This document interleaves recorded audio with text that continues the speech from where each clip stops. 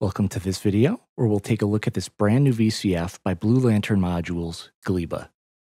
This module is based on the filter section from Blue Lantern's Dwarf Star semi-modular synthesizer from years ago. And I say this is a VCF, but really it's so much more.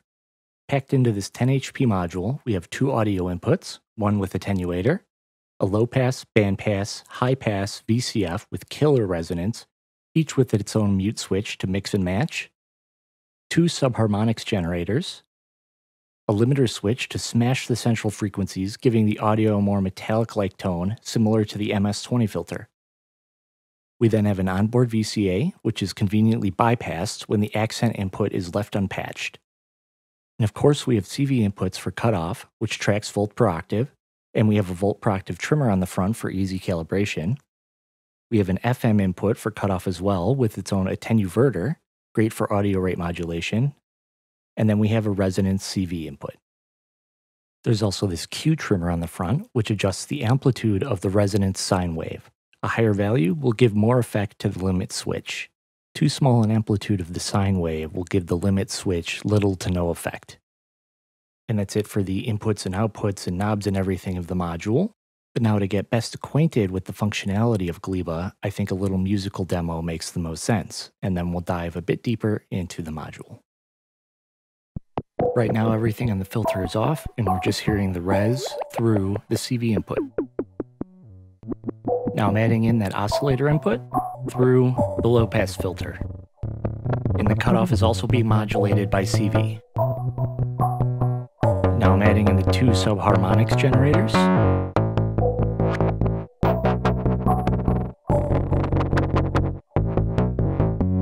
Putting that res up.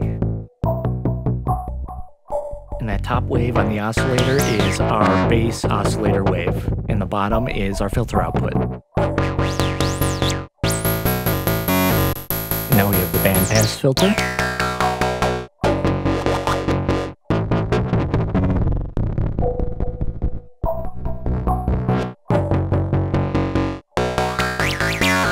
And now the bandpass with the limiter on.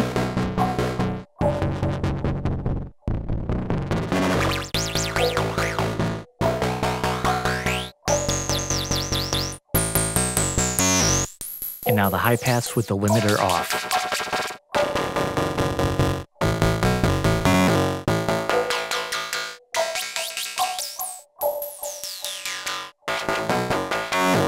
And with the limiter on.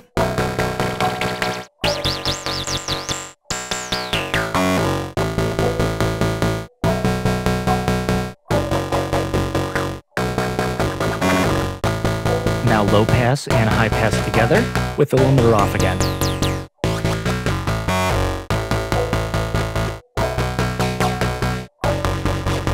Mute. And everything.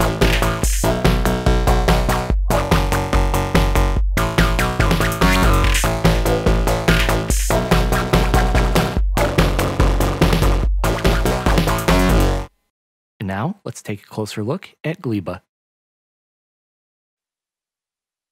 To show how beefy Gleba can get and how much it can change and distort a waveform, I'm going to use a simple waveform, just a saw wave here. I would use a sine wave, but we already have a sine wave with the resonance here.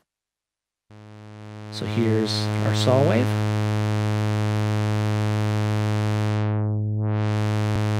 And I have it tracking volt per octave. And now we're going to want the filter also tracking volt per octave. I'm going to turn this down a little bit and turn our resonance up. All the way up, because when you change this, it actually shifts the cutoff a little bit. So we want to leave this be so we can tune it.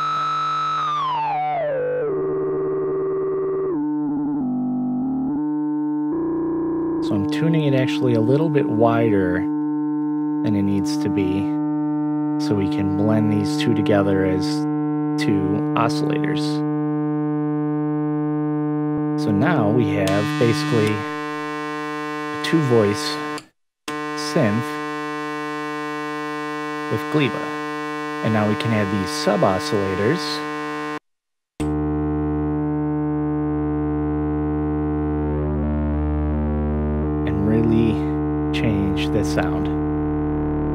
could get more of a dirty, distorted sound when we add this sub 2, because it's just so low usually.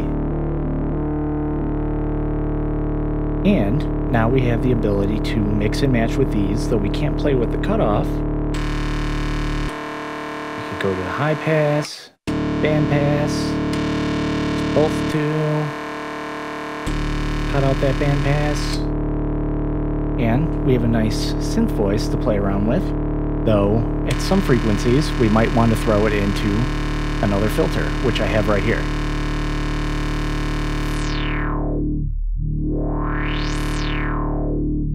And now we have a really rich sound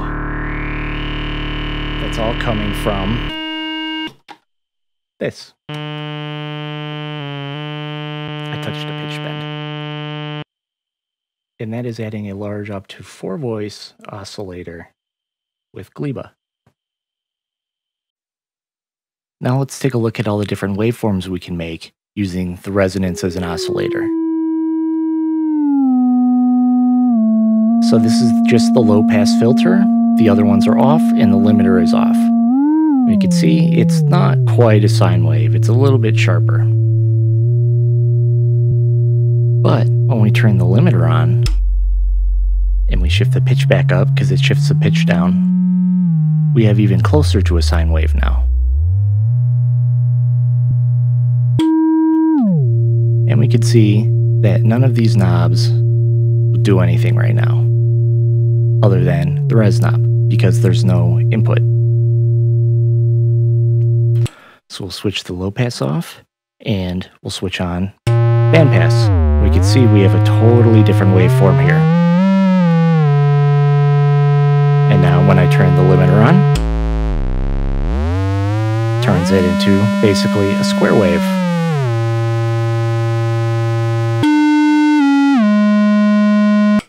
And now I turn the high pass on, and we get this really interesting houndstooth sort of shape. And then when I turn the limiter on, we get a shark fin. And we can't forget about all the different waveforms we can make with the combinations of the low pass, band pass, and high pass filters.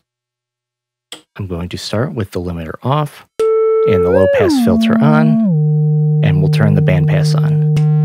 We can see it just adds a little bit of tooth to it. Now the interesting thing is when we turn the limiter on, it doesn't squash it like it does with just the band pass.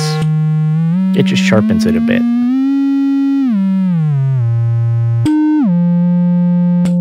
And now let's look at low pass with high pass. We're getting a real interesting shaped wave.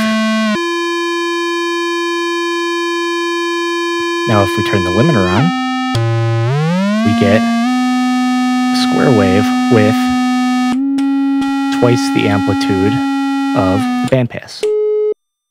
And now let's look at band pass and high pass. You can see we get that tooth again, which is what the band pass adds. Now let's turn on the limiter. We get a little toothy triangle wave. And that is all the different waveforms we could get just using the resonance of this filter. Here's a fun patch trick to turn the oscillator of the resonance into 3 oscillators basically, and break it. First, I'm going to take a stackable, or you could use a mult, and we're going to take this output and feed it back into the input. So we turn this on. Right now we got nothing because all these knobs are down. But it's feeding itself back into itself, shifting the pitch when I turn this up. And then when it's all the way up, it breaks it into just clicks. But we could get some interesting sounds when we're right on the border of it.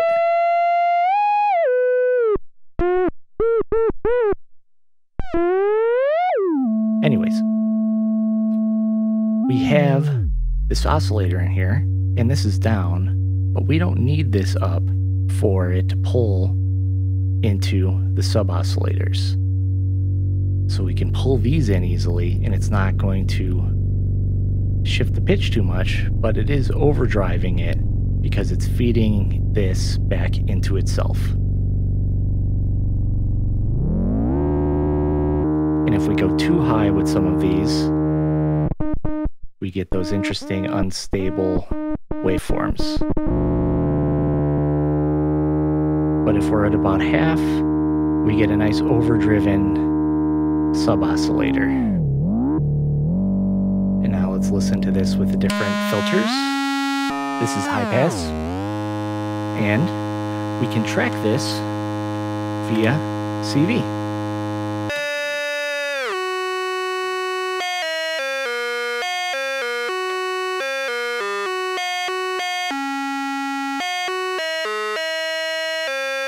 Some notes do sound kind of interesting and like up an octave or shifted on harmonics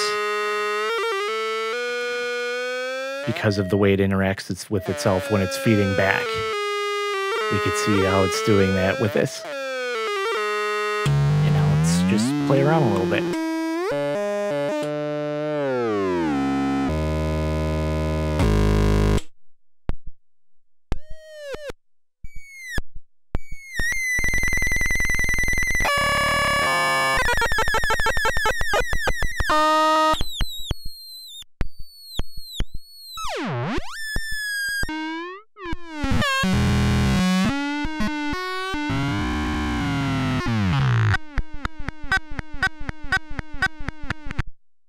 And that is feedback patching.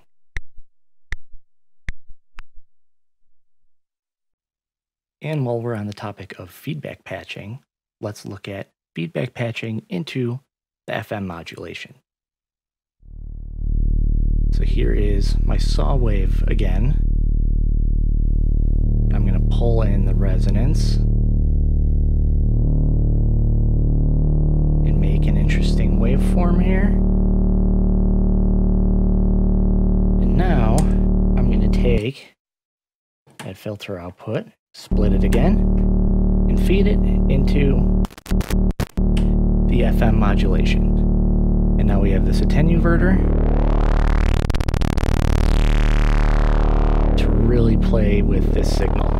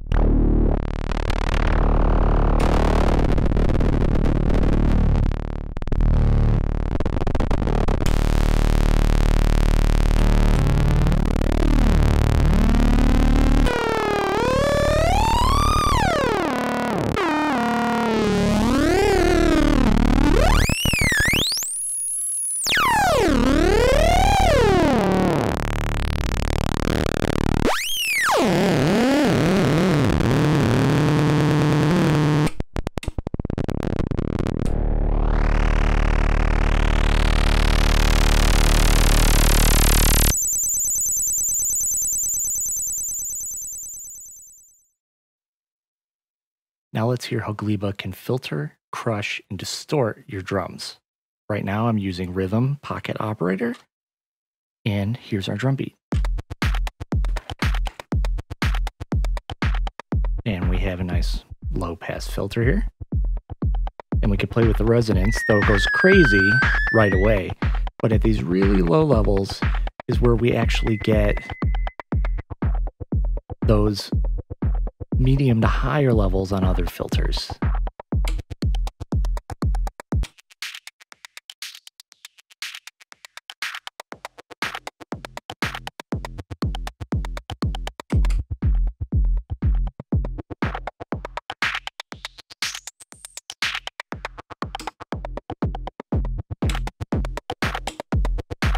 And we could just kind of crunch it up a bit by turning them all on and having the limit on. Now where it gets interesting is when we start pulling in these subs.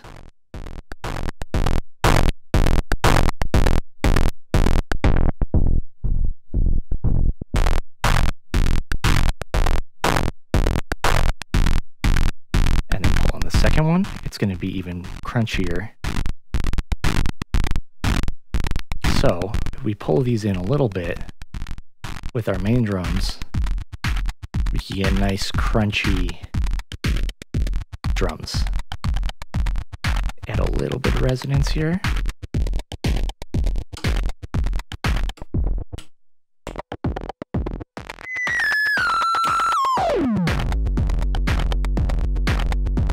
And notice we get this interesting sidechain compression sound with the resonance here. So we could have the resonance at this level here, and we could actually plug in a keyboard and play this bass that we're getting from the drums.